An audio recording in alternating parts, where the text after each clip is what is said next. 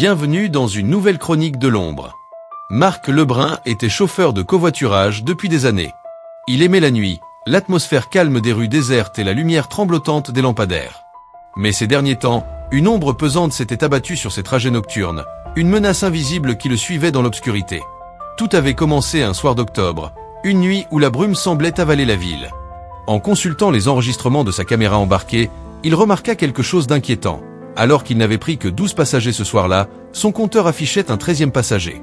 Fronçant les sourcils, il remonta la vidéo. Entre deux trajets, une silhouette indistincte apparaissait sur la banquette arrière. Une masse sombre, sans visage, comme un trou béant dans la réalité. Au départ, Marc essaya de se rassurer en mettant cela sur le compte d'un bug technique. Pourtant, chaque nuit, le phénomène se répétait. L'ombre revenait. Parfois, il l'apercevait brièvement dans le rétroviseur, une forme noire qui semblait flotter dans l'obscurité. D'autres fois, un courant d'air glacial effleurait sa nuque, le faisant frissonner jusqu'aux os. Une nuit particulièrement sombre, alors qu'il roulait sur une route de campagne bordée de champs abandonnés, il sentit un souffle glacé sur son oreille. Il tourna brusquement la tête, son cœur battant violemment dans sa poitrine. Rien. Le silence pesait sur lui comme un couvercle. Puis, un murmure s'éleva de la banquette arrière, un son étouffé, grinçant, qui semblait ronger l'air. « Pourquoi me laisses-tu seul ?» Un frisson lui parcourut l'échine. Son pied enfonça la pédale de frein et la voiture s'arrêta dans un crissement strident. Le moteur octa puis s'éteignit. L'atmosphère autour de lui était figée, comme si le monde retenait son souffle. Il sentit quelque chose bouger dans son dos. Lentement, son regard glissa vers le rétroviseur intérieur. Son estomac se noua, la silhouette était assise juste derrière lui. Non plus une ombre informe, mais une figure plus distincte, au contour flou, et dont le visage restait dissimulé sous une obscurité implacable. D'un geste paniqué, il ouvrit sa portière et bondit hors du véhicule, trébuchant sur le bitume. Il courut, son souffle court, ses pas résonnant dans la nuit. Lorsqu'il osa enfin se retourner, sa voiture était toujours là, phare éteint, moteur silencieux, et la silhouette, debout à côté du siège conducteur, le fixant sans yeux. Le lendemain, Marc prit une décision irrévocable. Il ne conduirait plus jamais la nuit. Mais le mal était déjà fait. Dès le crépuscule, il sentait une présence pesante chez lui. Une odeur de terre humide flottait dans l'air. Son appartement, autrefois chaleureux, semblait s'être transformé en un tombeau glacial. Les bruits commencèrent. D'abord des grattements derrière les murs, puis des chuchotements indistincts qui semblaient provenir du plafond. Chaque nuit, le même murmure revenait, plus proche, plus insistant. Une nuit, les chuchotements cessèrent. Le silence était pire. Puis, un matin, Marc ne répondit plus aux appels. Quand la police pénétra dans son appartement, ils trouvèrent la porte grande ouverte, comme si Marc était parti précipitamment. Pourtant, aucune trace de lutte. Seule sa caméra continuait de filmer. La dernière image enregistrée ? Une silhouette sombre assise sur son lit, la tête inclinée, le regard vide. Attendant.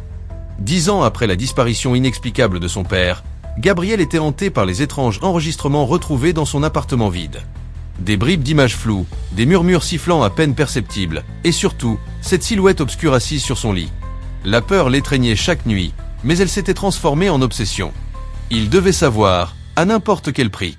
Par une nuit glaciale, dénuée de lune, il s'installa dans sa propre voiture, activant une caméra embarquée comme son père autrefois. Il roula sur les routes qu'avait empruntées Marc, espérant capter un indice, une trace, une explication à ce mystère. Au début, tout était silencieux. Trop silencieux. La nuit semblait pesante, suffocante, comme si elle l'encerclait. Puis, les anomalies commencèrent. D'abord, un frisson, un froid anormal qui envahit l'habitacle, formant une buée épaisse sur le pare-brise malgré le chauffage poussé au maximum.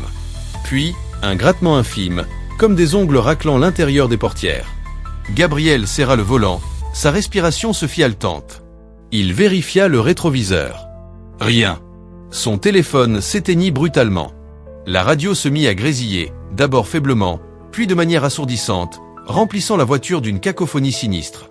Gabriel se dépêcha d'éteindre l'appareil, mais un murmure persistait, insidieux, rampant entre les fréquences. « Gabriel, aide-moi !» Une décharge glaciale remonta son échine. Cette voix, il l'aurait reconnue entre mille. Son père. Il tenta de se raisonner. Peut-être était-ce une illusion, un mauvais tour de son esprit épuisé. Mais alors qu'il relevait les yeux vers le rétroviseur, une réalité cauchemardesque s'imposa à lui, une silhouette assise à l'arrière. Elle était floue, indistincte, comme un brouillard noirci par l'ombre. Puis, lentement, ses traits se dessinèrent. Une peau cireuse, des orbites creusées, un rictus figé. Une terreur sans nom noua son ventre. C'était son père. Mais ce n'était plus vraiment lui. Son regard était vide, mort. Sa bouche entr'ouverte émettait un sifflement lugubre. Gabriel sentit une poigne glacée se refermer sur son épaule. Il tourna la tête dans un sursaut, mais il n'y avait personne. Un frisson glacial le paralysa. La voiture trembla, le moteur s'étouffa avec un bruit de suffocation. Puis ce fut le chaos. Des mains invisibles le saisirent, le tirant vers l'arrière. Un poids immense écrasa sa poitrine. Il lutta, hurla, agrippa le volant de toutes ses forces. Mais l'ombre se resserra autour de lui, ténébreuse, impitoyable. L'air se fit rare. Son cri mourut dans sa gorge. Il sentit son corps s'enfoncer dans un gouffre de froid et de nuit absolue.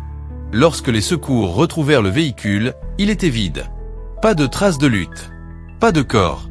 Juste une caméra allumée, affichant une dernière image figée. 2 silhouettes assises à l'arrière. Un passager de trop.